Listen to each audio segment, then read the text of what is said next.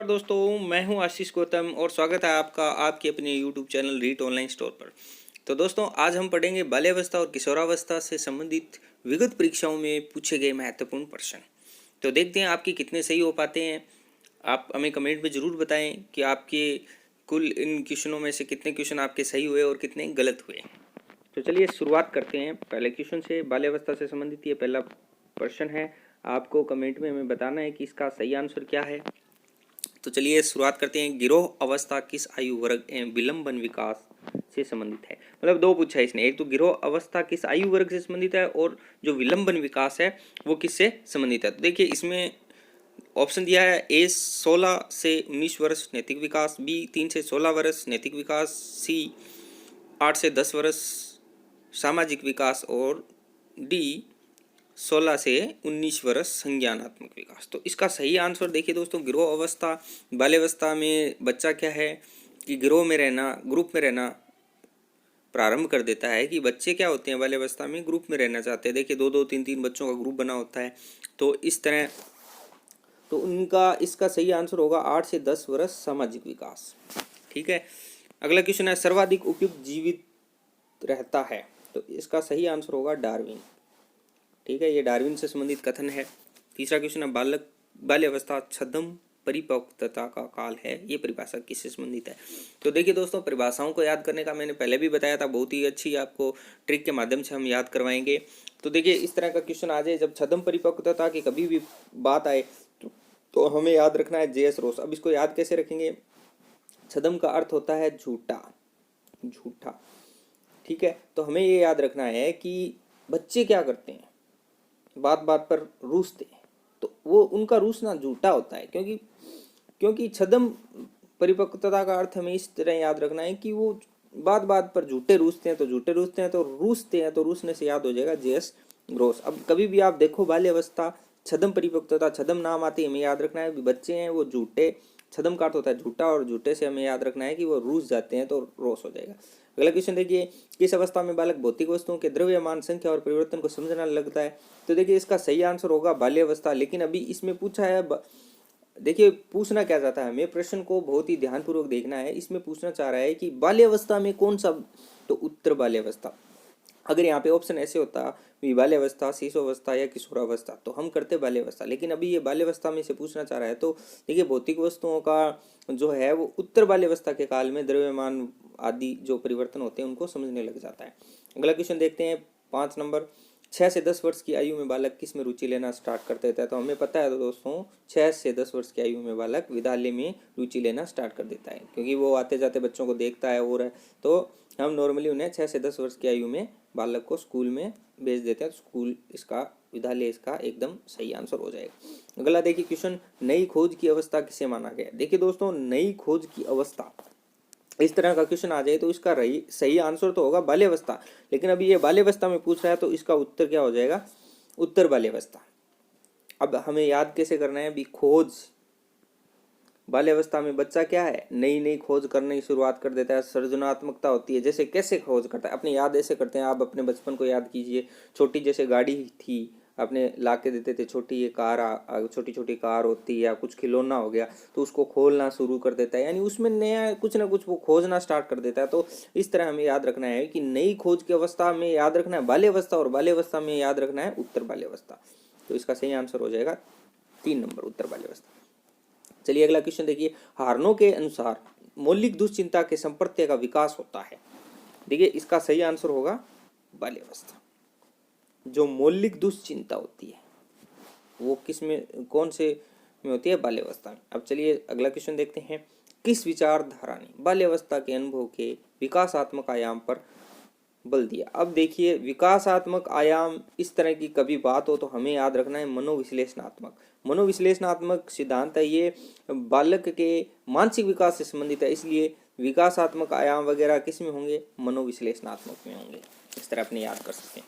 अगला क्वेश्चन देखते हैं अपने 9 नंबर क्वेश्चन,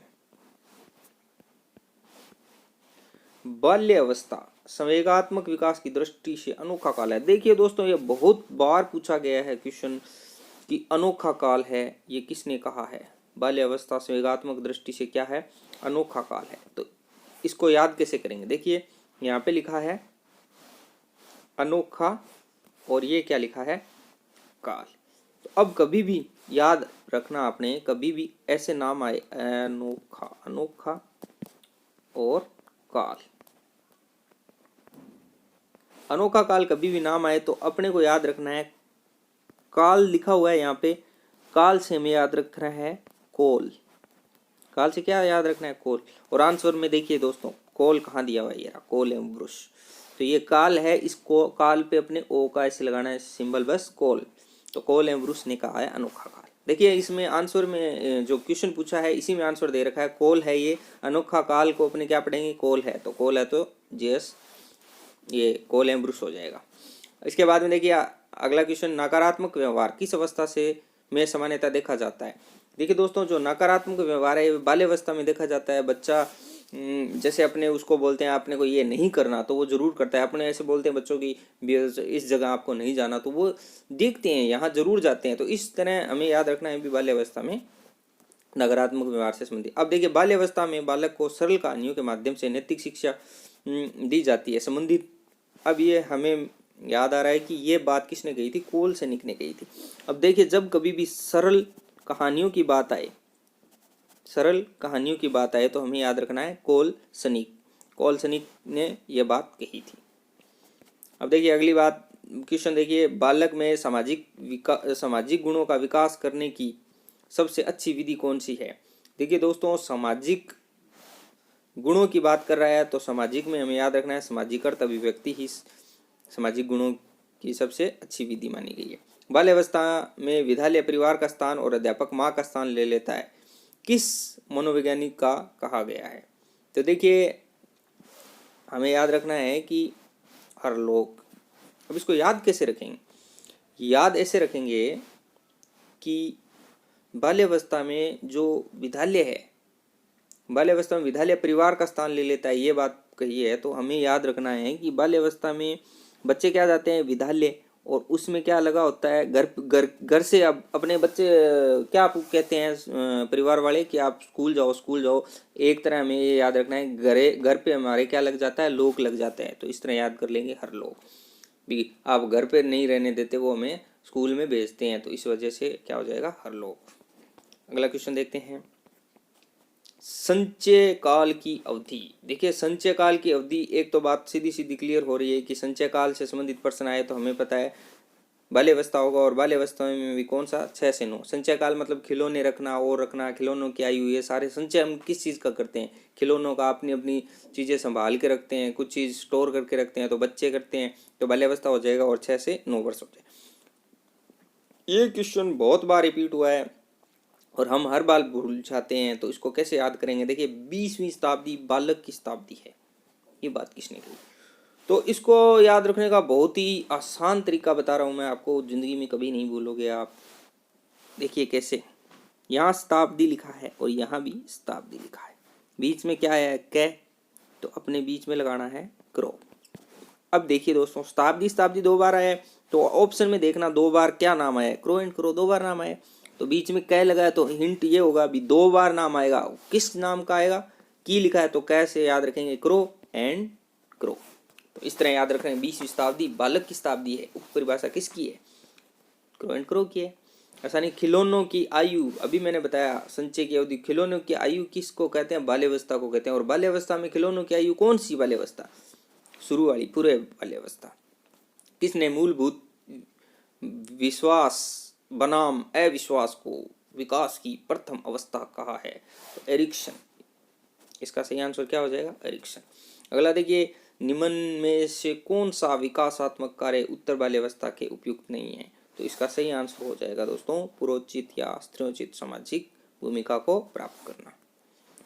अगला क्वेश्चन, अब देखिए दोस्तों ये थे बाल्यावस्था से संबंधित महत्वपूर्ण 18 प्रश्न। आप बताना 18 में से आपके कितने क्वेश्चन सही हुए हैं।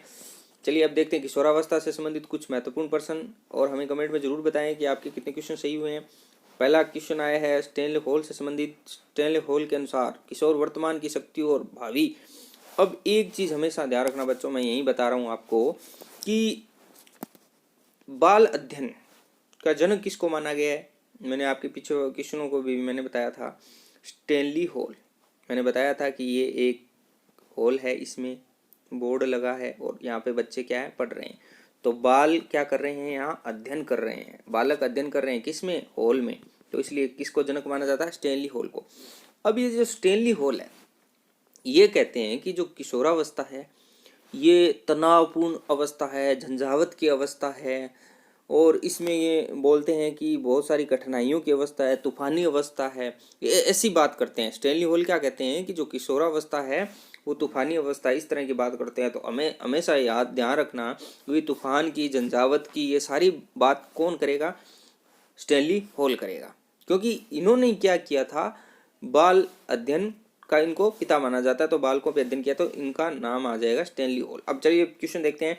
किशोर वर्तमान की शक्ति और भावी आशा प्रस्तुत करता है। दूसरा ऑप्शन है किशोर बड़े संघर्ष, तनाव एवं तूफानों का की अवस्था है। तो अभी मैंने क्या कहा, स्टैनली हॉल ने क्या बात कही थी, किशोरावस्था बड़े ही संघर्ष, तनाव, तूफानों की अवस्था, ये बात कही थी। तो इसका आंसर 2 नंबर हो जाएगा। शीघ्रतम शारीरिक एवं मानसिक परिवर्तन के कारण किशोर व्यक्तित्व को कहा जाता है तूफान का काल, क्योंकि इसमें क्या होता है, जल्दी जल्दी शरीर का विकास होने लगता है, जो शारीरिक परिवर्तन होते हैं वो दिखाई देने लग जाते हैं, इसलिए इनको तूफान का काल कहा जाता है। और ये बात किसने कही थी, तूफान का काल, स्टैनली हॉल ने। जॉर्ज स्टैनली हॉल ने किशोरावस्था को कैसी अवस्था कहा है, अभी मैंने बताया था, तूफानी एवं तनावपूर्ण अवस्था।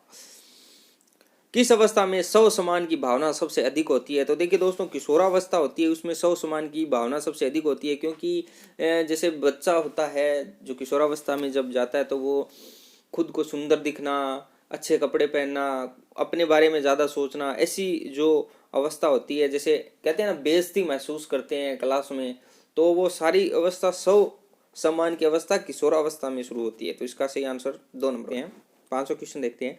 निम्नलिखित में से कौन सा व्यवहार किशोरावस्था का लक्षण है। तो हमें पता है दिवा स्वप्न किशोरावस्था का लक्षण है, क्योंकि नकारात्मक व्यवहार ये इसका गलत हो जाएगा, समलैंगिक नहीं होगा, क्योंकि किशोरावस्था में वो विषम लिंगी के प्रति आकर्षण होता है। तो इसलिए इसका सही आंसर हो जाएगा दिवा स्वप्न। अगला क्वेश्चन देखते हैं दोस्तों।